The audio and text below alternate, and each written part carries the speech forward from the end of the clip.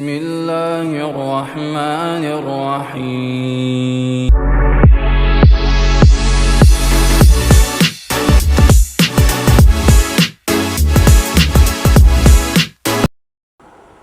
Students, parts of speech की definition सबसे पहले हम देखते हैं। What are parts of speech? They are 8 categories of words.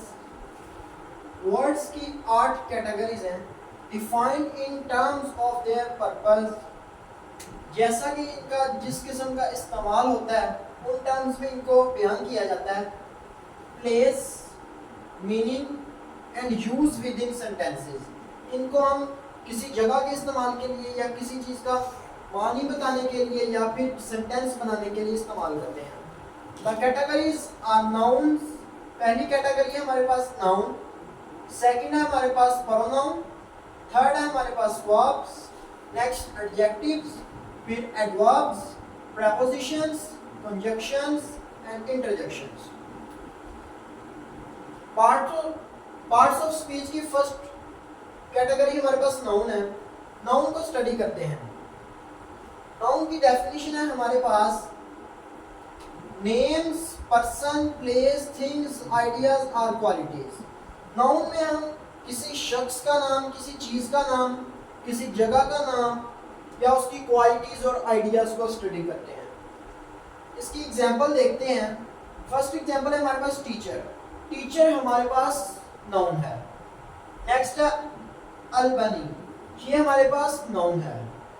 Next है बास्केटबॉल, ये एक गेम है, ये भी हमारे पास नाउन है, क्योंकि बास्केटबॉल एक चीज का नाम है तो ये हमारे पास नाउन आएगा। उसके बाद प्रपोजल, राइट, ये भी हमारे पास एज अ नाउन इस्तेमाल होते हैं। स्टूडेंट्स, इंटरजेक्शंस को हम कहाँ इस्तेमाल करते हैं? जहाँ किसी मौके पर हमने अपनी फीलिंग्स को, अपने एक्सप्रेशंस को बयान करना होता है तो हम एक्सप्लेनेशन मार्क लगाते हैं और इसको इंटरजेक्शन कहते हैं। Words that are used as exclamation to express feelings. इसकी एग्जांपल में हमारे पास है हे, ओ, डान, वो। अब ये हमें फीलिंग बताने के लिए इंटरजेक्शन को इस्तेमाल किया जा रहा है, हे, ओ, डान, वो। तो ये हमारे पास आ गई इंटरजेक्शन। स्टूडेंट्स, नेक्स्ट हमारे पास है पार्ट्स ऑफ स्पीच में predicate. What are the parts of sentences? Parts of speech हमने डिस्कस कर लिया। अब हमारे पास है parts of sentences. They are categories of words. जी वर्ड्स की ऐसी कैटेगरीज हैं और ग्रुप्स ऑफ वर्ड्स या अल्फाज का ऐसा ग्रुप, ऐसा मजमूआ that make up a sentence, जो एक जुमला बनाते हैं, जो एक सेंटेंस क्रिएट करते हैं। These categories are subject, predicate, object, complement, phrases and classes. तो ये हमारे पास स्टूडेंट्स 6 कैटेगरीज हैं इसकी पार्ट्स ऑफ सेंटेंस की। ये सेंटेंस का पार्ट होती हैं जो हमारे पास वर्ड्स से सेंटेंस बनाती हैं। They are categories of words are groups of words that make a sentence. सबसे पहले हमारे पास सब्जेक्ट। स्टूडेंट, सब्जेक्ट की डेफिनेशन देखिए। वर्ड और वर्ड ग्रुप, कोई एक लफ्ज या अल्फाज का मजमूआ इन अ सेंटेंस, किसी एक जुमले के अंदर, that performs a action expressed in the predicate, जो प्रेडिकेट की फॉर्म में हमें एक्शन बयान करता है। एग्जांपल देखें, द टीचर ग्रेड्स फेयरली। अब इसमें हमारे पास सब्जेक्ट टीचर है, सब्जेक्ट हमारे पास टीचर है। सब्जेक्ट हमें ये बताता है कि ये काम कौन कर रहा है। वर्ड और word group in a sentence that performs the action expressed in the predicate, कि प्रेडिकेट में एक्शन कौन परफॉर्म कर रहा है। उसने वर्ड और वर्ड ग्रुप का लफ्ज क्यों यूज किया है? ये इसने इसलिए यूज किया क्योंकि सब्जेक्ट हमारे पास एक सेंटेंस में एक से ज्यादा भी हो सकते हैं, एक भी हो सकता है। द टीचर ग्रेड्स फेयरली, तो इसमें हमारे पास टीचर है जो याद आएगा सब्जेक्ट। नेक्स्ट है स्टूडेंट हमारे पास प्रेडिकेट। वर्ड और word group that expresses a certain action और स्टेट ऑफ बीइंग, एक ऐसा लफ्ज या अल्फाज का मजमूआ जो बयान करता है किसी एक्शन और स्टेट ऑफ बीइंग, कि क्या हो रहा है। किसी एक्शन को बयान करने के लिए, सर्टेन एक्शन को बयान करने हम प्रेडिकेट को इस्तेमाल करते हैं। The students worked very hard on their papers. अब उसने the students तो हमारे पास आ गया सब्जेक्ट, जैसे कि टीचर सब्जेक्ट था हमारे पास इधर आ गया student subject. Worked very hard on their papers, अब ये हमारे पास बताया गया है कि स्टूडेंट्स पेपर में बहुत ज्यादा मेहनत करते हैं, तो ये हमारे पास worked very hard on their papers आ जाएगा प्रेडिकेट। सब्जेक्ट प्रेडिकेट ऑब्जेक्ट के कॉम्बिनेशन से हमारे पास सेंटेंस बनता है। नेक्स्ट है हमारे पास object. Nouns are pronouns that receive the action or complete the meaning of a word.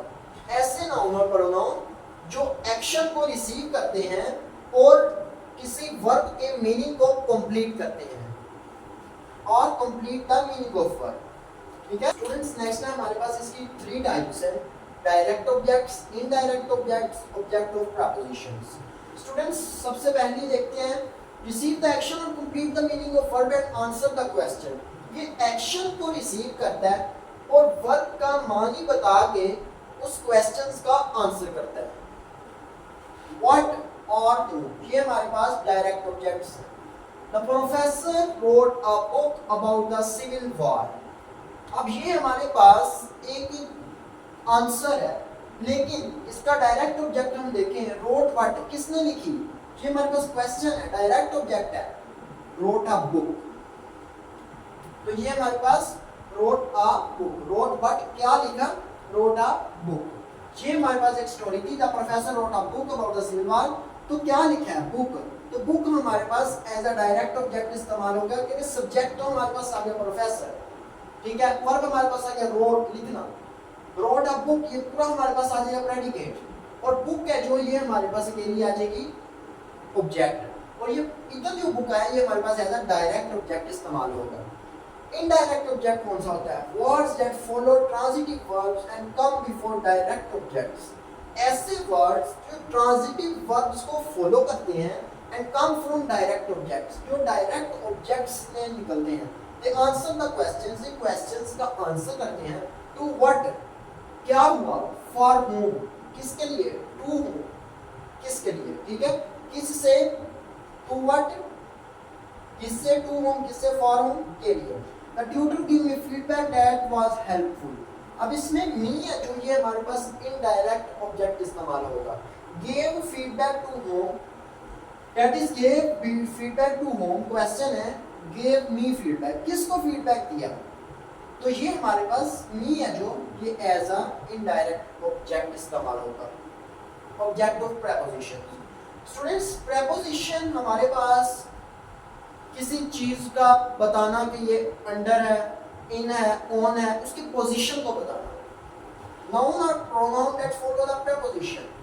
The young boy ran in the hall, अब वो हॉल का बता रहा है कि यंग बॉय हॉल में दौड़ा है, ठीक है, तो इधर हॉल है जो ये हमारे पास as a preposition, object of preposition इस्तेमाल होगा। Next students complements. Complements word or word group that complete the meaning of subject, object or verb. ये हमारे पास ऐसे अल्फाज हैं या अल्फाज का मजमुआ है जो सब्जेक्ट, ऑब्जेक्ट और वर्ब का मीनिंग मानी कंप्लीट करते हैं। ये भी आपके स्टूडेंट्स 3 टाइप्स के हैं। इनकी टाइप्स में अगर देखें subject complements, subject modifiers that follow linking verbs, ये हमारे पास लिंकिंग वर्ब्स को फॉलो करते हैं। As noun they are noun as predicate nouns, as adjectives they are noun as predicate adjectives. Example देखिए she is an engineer, predicate noun, अब इसमें हमारे पास शी इज एन इंजीनियर, उसके सामने खड़ा है इंजीनियर, वो उसको इंजीनियर का बता रही है कि शी इज एन इंजीनियर, ये एक इंजीनियर है, तो ये हमारे पास प्रेडिकेट नाउन आता है। He was discouraged, predicate adjective, अब इसमें उसने उसकी खूबी बयान की है,